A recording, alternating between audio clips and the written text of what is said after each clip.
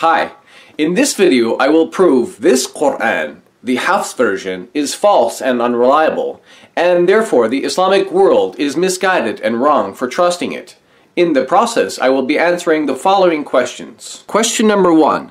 What is the most dominant Quran version used in the world today? Question number 2.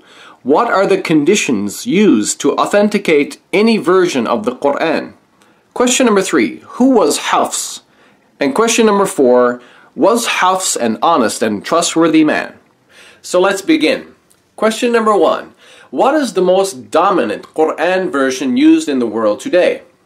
For the answer, we turn to the book An Introduction to the Sciences of the Quran by Muslim scholar Yasir Qadhi, which says, today the majority of the Muslim world reads the FAUX Quran only. More specifically, on page 199, it says this Quran version is used by about 95% of the Muslim world. So, the overwhelming majority of the approximately 1.7 billion Muslims are in unity using this one version of the Quran known as FAUX. That's a pretty amazing uniformity. Question number 2. What are the conditions used to authenticate any version of the Quran? For the answer, I turn your attention again to Yasir Qadhi's book. Page 187 mentions 3 specific conditions. It says, every qira'ah or reading that conforms to the rules of Arabic, even if by one manner, and matches with one of the mushafs of Uthman, even if such a match is not an obvious one, and has an authentic chain of narrators back to the Prophet, meaning Muhammad, is an authentic qira'ah. Did you notice that third condition? A Quran version or reading must have an authentic or reliable chain of narrators. In fact, page 189 of this book further states, this is the most important condition. Question number 3. Who was FAUX? Well, we already know the FAUX Quran is a Quran version, but why is it famously named FAUX?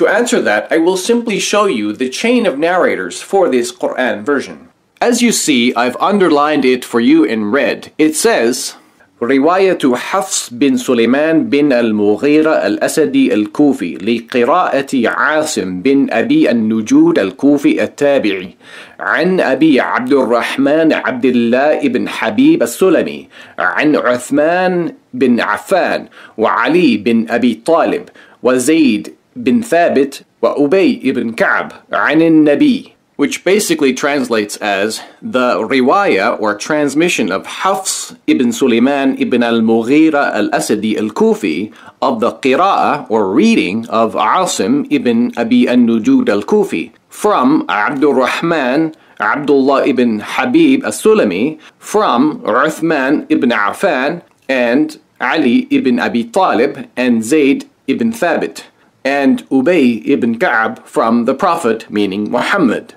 So basically, the individual known as FAUX became famous for transmitting a particular reading of the Quran, named after the leader of a particular school of reciters. In this case, the leader was Asim.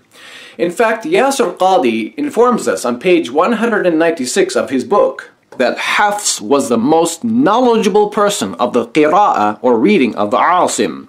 And, as you just saw from the chain of narrators, this Quran version, or reading, allegedly originates from Muhammad himself. Question number 4. Was FAUX an honest and trustworthy person? In other words, can the Muslim world trust FAUX as an honest, trustworthy, and reliable person to transmit the Quran?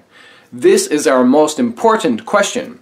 I answer by using the following Islamic source. In the Musnad of Imam Ahmad, Volume 1, Hadith number 1268 or 1267 in an online Arabic edition, Muhammad is quoted saying, whoever reads Quran and learns it by heart, he will be granted intercession for 10 of his family for whom hell was due. Now let's look at the comments below this hadith. We'll see there is a serious problem here. Its chain of narration is graded as ضعيف جدا, or very weak. Why is that? Well, it's because of the presence of FAUX in the chain of narration for this hadith. In fact, Here are more comments on this same hadith in Arabic that provide us with more information why the presence of Hafs in a chain of narration makes a narration unreliable. It gives his name as Hafs Abu Umar, huwa Hafs bin Suleiman al-Bazaz al-Qari. And it says, وَهُوَ مَتْرُوكُ الْحَدِيث, meaning, and he is rejected in hadith. كذا قال الحافظ في التقريب وقال البخاري في الضعفاء 9 تركوه. And it says, great Muslim scholars such as Al-Hafiz and Imam al-Bukhari likewise claimed Hafs is rejected. Next we read other charges against him. أخذ مني حفص بن سليمان كتابا فلم يرده. And notice here, وكان يأخذ كتب الناس فينسخها, which means Hafs used to take books from people and copy them and not return them. And more importantly, we read here, وَكَانَ كَذَّابًا, which means, and he was a liar. Actually, for those of you who don't know Arabic, you can still find some information about his dishonesty in English also. For example, in the book Studies in Early Hadith Literature by M.M. Adami, it says on page 128, he copied other scholars' books and put their material in his own. He borrowed a book from Shu'abah, but did not return it. In other words, according to these Islamic sources, Hafs was unreliable, untrustworthy, a thief, and a plagiarist who took materials or narrations from others, but made it appear like they were his own. And worse than that, he was a liar. In ending this video, my conclusion is the Hafs Quran is batil or false. It cannot be trusted nor be considered the word of God. Therefore, the Muslim world is seriously misguided for blindly accepting the Quran transmitted by a known liar and dishonest thief. Thanks for watching, and God bless you.